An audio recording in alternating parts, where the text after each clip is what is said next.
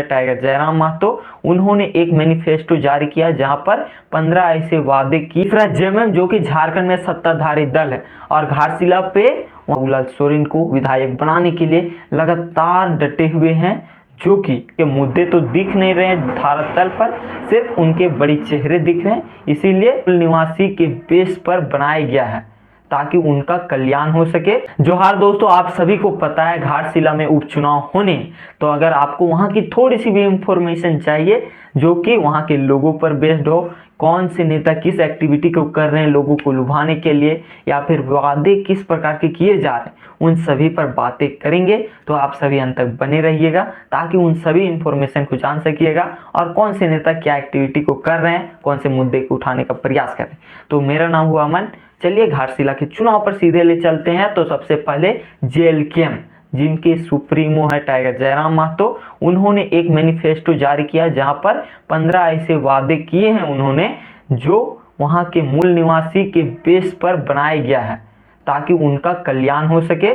जो पिछले सरकार नहीं की है उन सभी को एक जोर दे सके और वे हमेशा से कहे हैं कि हम अपने वादों को पक्के तौर पर निभाते हैं, जिस प्रकार हम आम चुनाव में कहे थे अपने सैलरी के 75% लोगों के बीच रखेंगे, उसी प्रकार यहाँ पर 15 ही वादे कर कर उन्होंने लोगों को भरोसा दिलाने का काम किया है कि अगर हम यहाँ से जीत के जाते हैं तो हम यह काम करेंगे, चाहे वह घाटशिला में सड़क बनाने की हो, कॉलेज की सुविधा हो या फिर यूरेनियम का खदान, जादूगोड़ा का मामला हो, उन सभी को वहाँ पर उठाने का काम करेंगे। विधानसभा के अंदर इन बातों का आश्वासन देकर जयराम महतो ने अपने घोषणा पत्र के जरिए लोगों के बीच एक संदेश भेजा है। और दूसरा, बीजेपी अपने चंपई सोरेन, अपने बेटे को यानी बाबूलाल सोरेन को विधायक बनाने के लिए लगातार डटे हुए हैं, जो कि आप सभी भी देख रहे होंगे। और वहां पर बीजेपी के अन्य बड़े नेतागण वहां पर पहुंच रहे हैं और उन्हें वोट देने के लिए प्रेरित कर रहे हैं लोगों को। इससे लोग अपने आप में सोच रहे हैं कि हम किस बेस पर उन्हें वोट देंगे, कि नेता, बड़े नेता हमारे घर आकर मांग रहे हैं कि हमें वोट दीजिए या फिर हमारा कल्याण करेंगे, कौन से मुद्दे लाएंगे उस बेस पर करेंगे। तो यह कंफ्यूजन उन्होंने बना दिया है क्योंकि उनके मुद्दे तो दिख नहीं रहे हैं धरातल पर, सिर्फ उनके बड़े चेहरे दिख रहे हैं। इसीलिए लोगों को संदेह बना रहा है कि हमारे लिए वे काम करेंगे या फिर अपने लिए।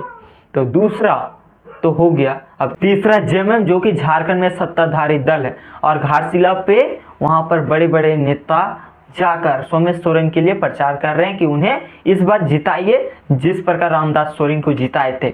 अगर आप घाटशिला वासी अगर फैसला नहीं करेंगे तो उसी प्रकार का चलता रहेगा राजा का बेटा राजा। अगर यहाँ पर कोई योग्यता होती सोमेश सोरेन के बीच तो इतने बड़े बड़े लीडर को आने की आवश्यकता नहीं होती। वे अपने विचारधाराओं के बल पर लोगों को एकत्रित करके अपने पिता के माध्यम से जो किए कार्य हैं उनको दिखाकर, उनको आश्वासन देकर वे लड़ सकते थे। मगर यहाँ पर जेएमएम जो कि सत्ताधारी दल है, उनके बड़े से बड़े लीडर वहाँ जाकर बार बार सभा कर घर घर जाकर वोट मांग रहे। इससे साफ स्पष्ट है कि वहां पर कोई काम नहीं हुआ था।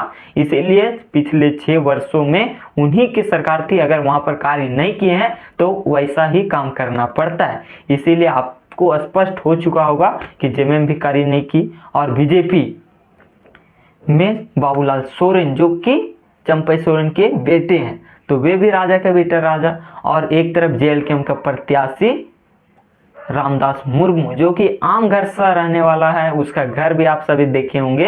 तो कैसा, और वे पढ़ाई के प्रति उत्तरदायी भी है।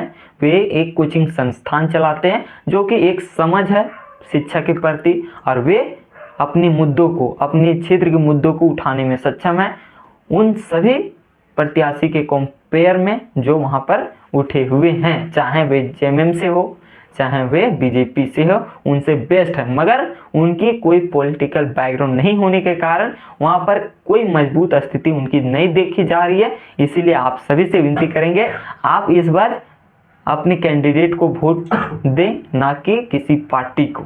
तो आप सभी यहाँ तक देखें तो आपको क्या लगा, क्या सही लगा, उन सभी पर परिचर्चा करके कमेंट में जरूर बताइए। ताकि हम भी जान सके आपकी राय को। आप सभी इतना देरी बने रहे, इसके लिए बहुत बहुत धन्यवाद। Thanks for watching. जोहार।